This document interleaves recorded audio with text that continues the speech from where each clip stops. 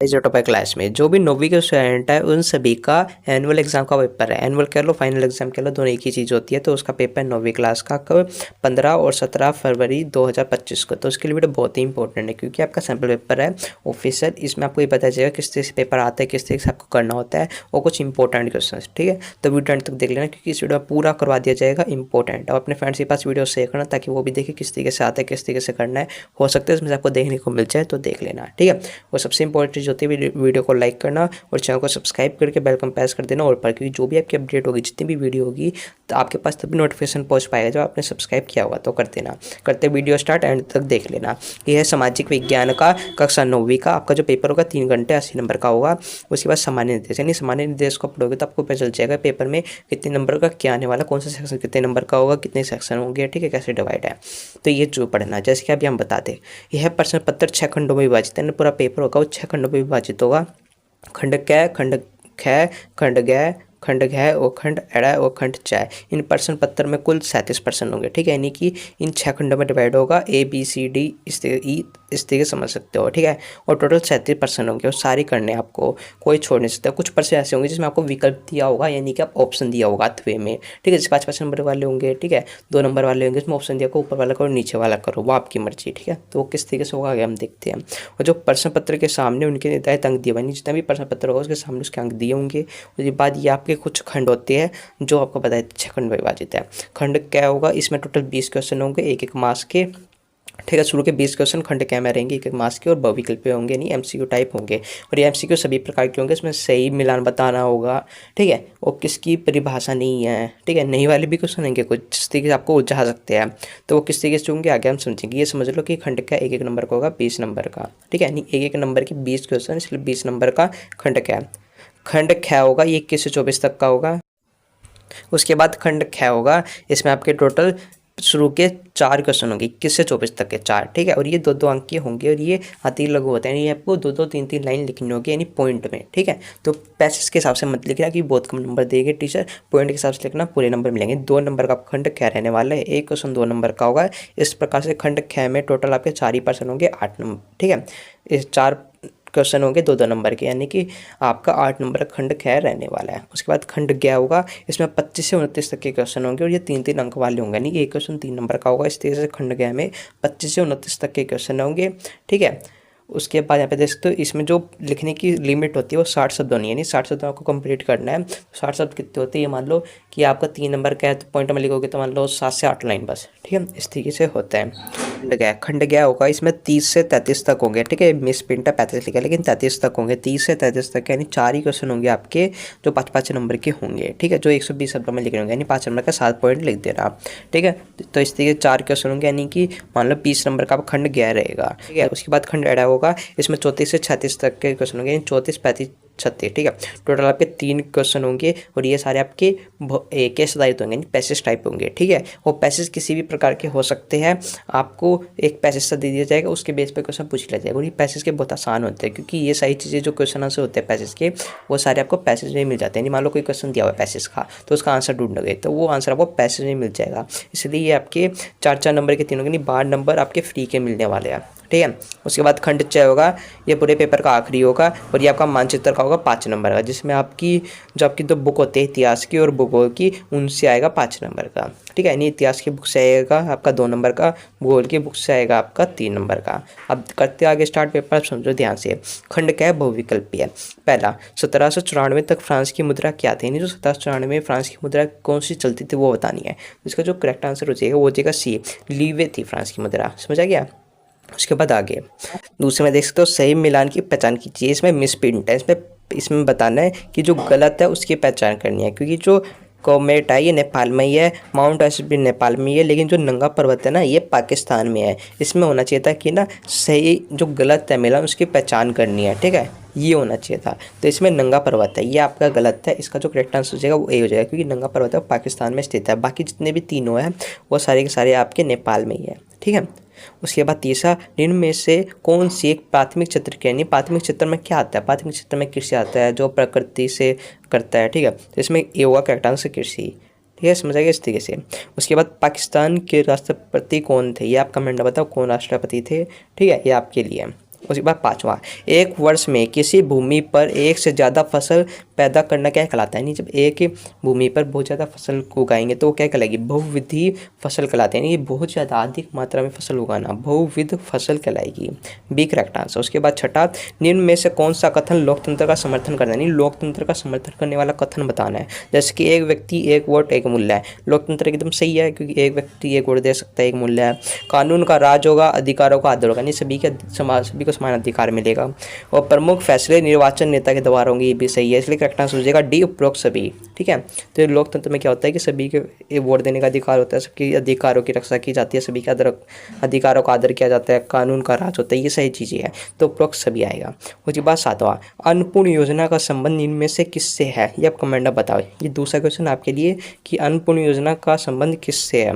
आवास से, भोजन से, आपदा से, या फिर उपरोक्त में से कोई नहीं? कमेंट में बताओ।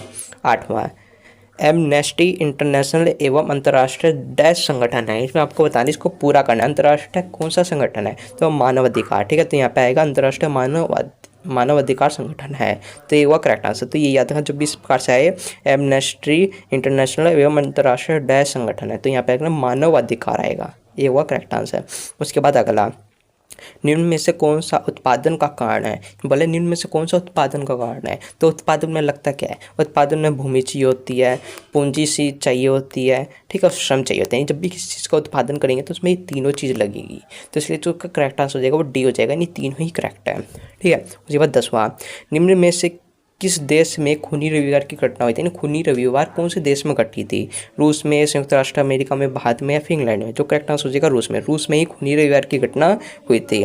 ठीक है, उसके बाद 11वां, निम्न में से कौन सा समूह खाद्य सुरक्षित नहीं है? इसमें बोला है निम्न में से कौन सा समूह खाद्य सुरक्षित नहीं है? तो जो खाद्य सुरक्षित होता है उसमें निर्धनता रेखा से नीचे लोग होते हैं, और निर्धनता में ही निर्धन होता है, खाना बदोश समुदाय भी होता है, लेकिन ये अलग गलत है। ठीक है, सुरक्षित नहीं है की बात की गई है, तो इसमें निर्धारित रेखा से ऊपर के लोग, ये होगा करेक्ट आंसर। ठीक है, उसके बाद 12वां, न्यायपालिका के संदर्भ में कौन सा कथन गलत है? ये बताना। जब भी न्यायपालिका की बारी आए तो उसमें गलत की पहचान होती है, ये होगा कि संसद द्वारा पारित प्रत्येक कानून को सर्वोच्च न्यायालय की मंजूरी की जरूरत होती है, तो यही कथन गलत है। ठीक है, तो ये याद रखना। उसके बाद है 13वां, रमेश ने स्नातक तक की पढ़ाई की है, ठीक है, लेकिन उसके पास कोई रोजगार नहीं है, क्योंकि वो पढ़ लिया लेकिन रोजगार नहीं है, तो बतानी किस प्रकार की बेरोजगारी है? तो वह शिक्षित है लेकिन वह बेरोजगार है, तो वो शिक्षित बेरोजगारी होगी, बी करेक्ट आंसर होगा। और ये बात 14, राज्य के गाँव की जनसंख्या कुल 5,000 है, और वर्ष 2019 से 20 के दौरान उसके गांव में जन्म लेने वाले शिशु की कुल संख्या 20 है। ठीक है, बताइए कि वर्ष 2019 में राज्य के गांव में जन्म क्या हुआ? इसमें बताना है आपको, जन्म दर ज्ञात करनी है, यानी कि बोला गया राज्य के गांव है उसमें 5,000 जनसंख्या है कुल, उसमें 2019 से 20 में जब जन्म हुआ बच्चों का तो उसमें 20 लोग थे। ठीक है, शिशुओं की कुल संख्या थी 20 जन्म लेने वालों की 19 से 20 के साल में। तो बताने को 19 से 20 के साल में राज्य के गाँव की जन्म दर बतानी है। ठीक है, तो जन्म दर क्या होगी वो बतानी है इनमें से। ठीक है, 10 होगी, 20 होगी, 8 होगी, 4 होगी, तो ये आपके लिए है। तो ठीक है, 14 इसका आंसर भी कमेंट बताना कि ईजी है। ठीक है, हम देखना भी चाहते हैं कि आपको भी पता है कि नहीं। ठीक है, 13वां, निम्नलिखित में से कौन सा रूस का एक प्रमुख दल है? यानी आपको रूस का प्रमुख दल बताना है कौन सा है। ठीक है, तो वो है बोल्शेविक पार्टी, ये याद रखना, जब भी रूस की बारे में बोल्शेविक पार्टी लगा देना, ये हुआ करेक्ट आंसर। क्लियर, उसके बाद है 16वां, निम्न में से कौन सा केंद्रीय मंत्रिपरिषद का सदस्य नहीं होता है? बोला है निम्न में से कौन सा केंद्रीय परिषद का सदस्य नहीं होता? कौन नहीं कहलाता? तो भारत के उपराष्ट्रपति ये नहीं कहलाते, कैबिनेट मंत्री भी कहलाते हैं, राज्य मंत्री भी कहलाते हैं, स्वतंत्र प्रभाव वाले राष्ट्रमंत्री भी कहलाते हैं, लेकिन भारत के उपराष्ट्रपति नहीं कहलाते, केंद्रीय मंत्रिपरिषद का सदस्य है। ठीक है, इसलिए वो करेक्ट आंसर डी, यह अलग गलत है। उसके बाद 17वां, मानव पूंजी क्या है? ठीक है, तो बताए मानव पूंजी क्या है? तो इसमें ज्ञान और कौशल की आवश्यकता होती है, इसलिए वो मानव पूंजी होती है। ठीक है, तो बी होगा करेक्ट आंसर। 18वां, निम्नलिखित राजनीतिक संस्थाओं में किस संस्था को देश के मौजूद कानून में संशोधन करने की जिम्मेदारी, यानी किसे जिम्मेदारी दी गई है कि वह संशोधन कर सकता है? तो इसमें होगा डी करेक्ट आंसर, संसद दिया जो संशोधन कर सकता है। ठीक है, ये होगा 18वें का।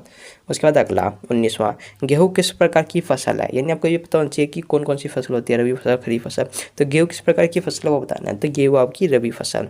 ठीक है, यहाँ पे जैसे 2 शब्द है, गेहूँ, तो ये है रबी, जैसे हो गया चावल। ठीक है, ये होगा आपका खरीफ, इस तरीके से होता है। ठीक है, रबी फसल है गेहूँ, उसके बाद है 20वां, निम्न में से कौन समाजवादी विचारधारा का समर्थन नहीं करता, नहीं समर्थन बताना है कौन नहीं करता। तो इसमें जब समर्थन की बात आए तो कार्ल मार्क्स समर्थन करता है, ठीक है, लेनिन ने भी किया, स्टालिन ने किया, लेकिन जो जार निकोलस है टू इसने नहीं किया, इसलिए इसका हो जाएगा करेक्ट आंसर सी।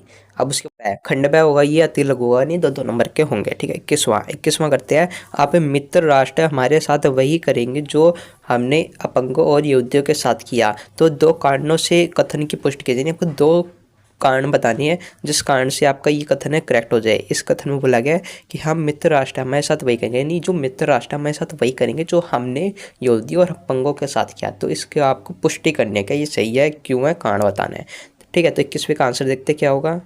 तो इसमें देख सकते हैं 21वें का आंसर होगा कि द्वितीय विश्व युद्ध की छाया में जर्मन ने एक नरसंहार युद्ध छेड़ा था, यानी जब द्वितीय विश्व युद्ध हुआ तो इसमें जर्मन ने एक नरसंहार युद्ध छेड़ा, जिसके परिणामस्वरूप यूरोप के निर्दोष नागरिक थे उन्होंने चुनिंदा समूह की सामूहिक हत्या हुई, यानी कि जो यहूदी के जो लोग थे, ठीक, यूरोप के, ठीक है। इसमें क्या बात हो रही है, इसमें यूरोप की बात हो रही है। तो यूरोप के जो नागरिक थे उनकी सामूहिक रूप से हत्या हुई, यानी बहुत बड़ी संख्या में मारे गए लोग, ठीक है, इस युद्ध में।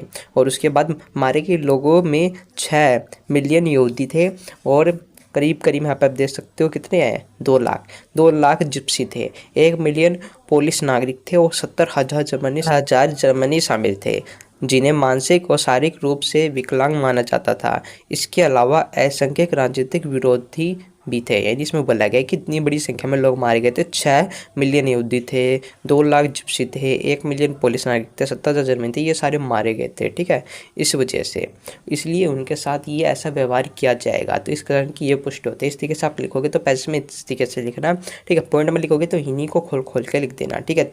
2 नंबर का 3 पॉइंट लिख देना, आपका काम हो जाएगा, ठीक है। 1 पॉइंट 2 लाइन में, इस तरीके 3 पॉइंट 6 लाइन में हो जाएगा। अगला देखते हैं, 22 में बोला गया है, 2 महत्वपूर्ण अंतर करते हुए समझाइए कि पश्चिमी घाट और पूर्वी घाट से अलग क्यों है, नहीं आपको अंतर बताना है पश्चिमी घाट और पूर्वी घाट के बीच। तब इसका अंतर देखते हैं क्या होगा। तो देखो 2 नंबर का होता है, तो 2 नंबर के में इस तरीके से लिखना है, पश्चिमी घाट और पूर्वी घाट के बीच अंतर। तो ढक्कन पठार के पश्चिमी और पूर्वी किनारे के चिन्हित करता है, नहीं जो ढक्कन पठार है वह पश्चिमी और पूर्वी किनारे को चिन्हित करता है कि यहाँ पे है, ठीक है। और पश्चिमी घाट पूर्व घाट से नीचे है और पूर्व घाट की जो वो है मीटर कितने में फैला हुआ है, 600 मीटर की तुलना में इनकी औसत ऊंचाई 900 से 1600 मीटर है, ठीक है। तो इस तरीके से आपको लिखना है, इसमें अंतर बताना है, ठीक है। इस तरीके से लिखोगे तब भी आपको 2 नंबर मिलेंगे, और इनको अलग अलग करके लिखोगे पॉइंट में तो भी आपको नंबर दिए जाएंगे। इस तरीके से आपको लिखना है, ठीक है। उसके बाद अगला देखते हैं। उसके बाद 23वां, किसी निर्धन, देख सकते 23वें में, किसी निर्धन व्यक्ति को निर्धनता के घेरे से बाहर निकालने में सहायता किन्हीं 2 महत्वपूर्ण कार्यों के सुझाव दीजिए। यानी आपको बताना है कोई व्यक्ति है जो निर्धनता व्यक्ति है, ठीक है, निर्धन रेखा में आता है, तो उसे निर्धनता से बाहर निकालने के लिए आपको 2 मुख्य कारण बताने हैं, कार्य बताने, जिससे कि वह बाहर आ जाए, ठीक है। कार्य बताने हैं, कौन से कार्य है देखते हैं आगे।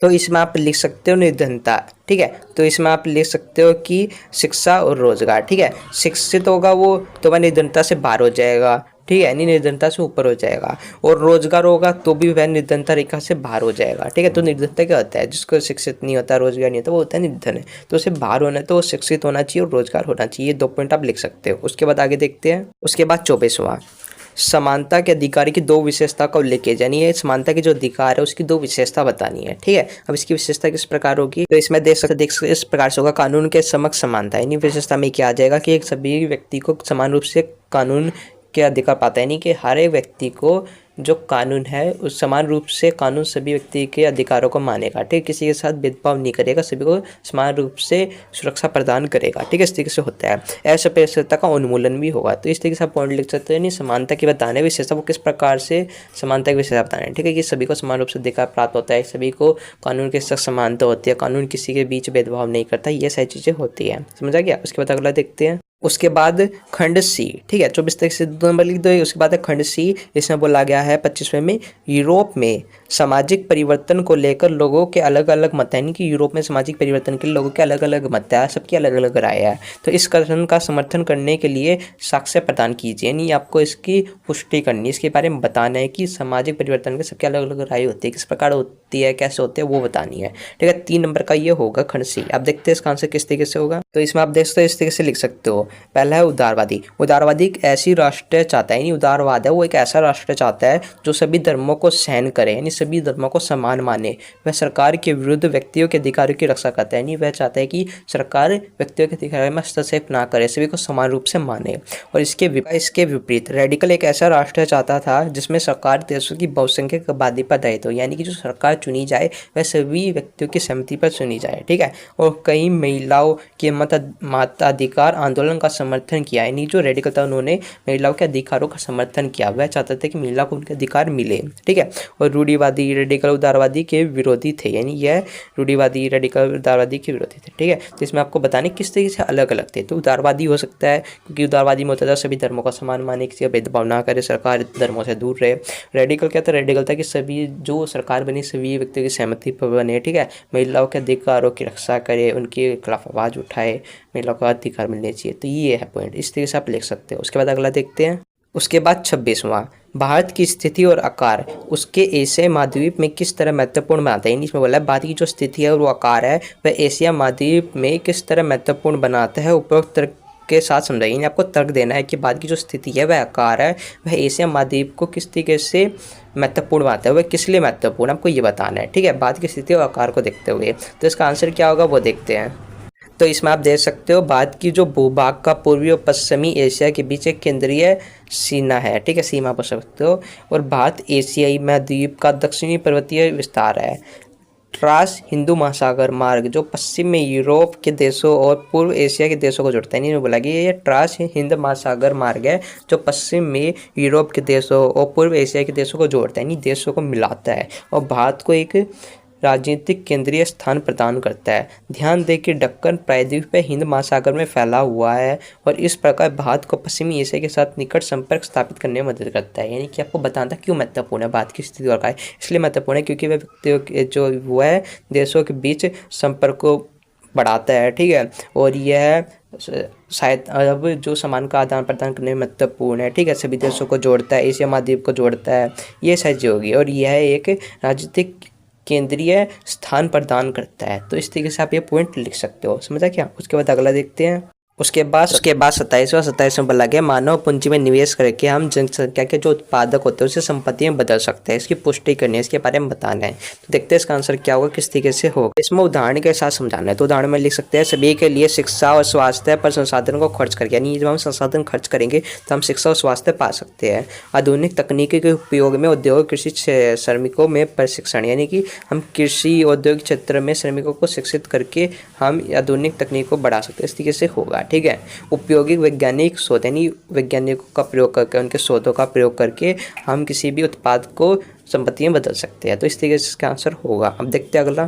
उसके बाद 28वां जीने के लिए भोजन उतना ही जरूरी है जितना हवा के लिए सांस लेना, यानी भोजन हमारे लिए उतना ही जरूरी है जितने हमारे लिए हवा में सांस लेना। ठीक है, हवा के लिए सांस लेना। कथन के संदर्भ में खाद्य सुरक्षा के आयामों का विश्लेषण करना है, यानी इसमें हमें खाद्य सुरक्षा के बारे में बताना है। तो देखते हैं इसका आंसर किस तरीके से होगा। तो यहाँ पे आप देख सकते हो भोजन की उपलब्धता का अर्थ है, यानी भोजन की जो उपलब्धता है उसका अर्थ क्या है। तो इसमें देश के भीतर खाद्य उत्पादन, खाद्य आयात, पिछले वर्ष में सरकारी अनाज में भंडार स्टॉक, यानी कि भोजन की उपलब्धता से मतलब होता है कि देश के भीतर खाद्य उत्पादन की खाद्य जो होता है भोजन उसकी आयात करना। ठीक है, और वर्षों में सरकार अनाज में भंडारित करना, यानी अनाज को इकट्ठा करना, उसे कम मूल्य पर लोगों को देना।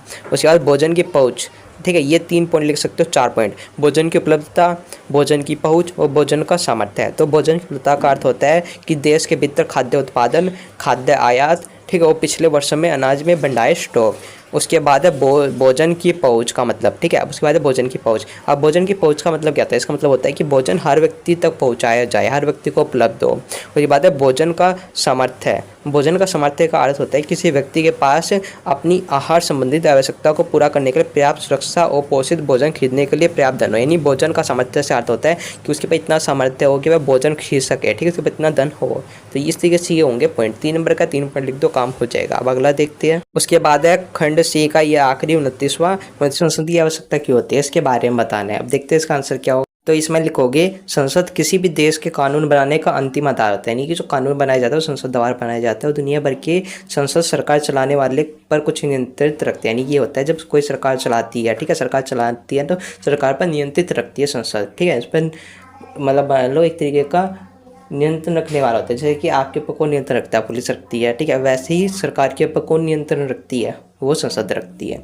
तो संसद सरकारों के पास मौजूद सभी धनों को नियंत्रित करती है, यानी जो संसद होती है उसके पास ये अधिकार होता है, वे सरकारों के पास जो धन होता है उसको नियंत्रित कर सकती है, ठीक है, उसके ऊपर रेख देख कर सकते हैं कि कितना बचा है कितना नहीं बचा, संसद के पास होता है, सबको उसे पता होता है। तो इसी से आप लिख सकते हो, ठीक है। उसके बाद जो खंड अगला, उसके बाद खंड ग है, ये खंड ग आपको नेक्स्ट पार्ट में करवा जाएगा। इसके बाद के जितने भी तीनों पार्ट बचे अगले पार्ट में करवा दिए जाएंगे। अभी के लिए इतना ही। वो वीडियो को लाइक कर देना, अपने फ्रेंड्स के पास शेयर कर देना। आपको मिलते हैं नेक्स्ट वीडियो में, तब तक जय हिंद जय भारत।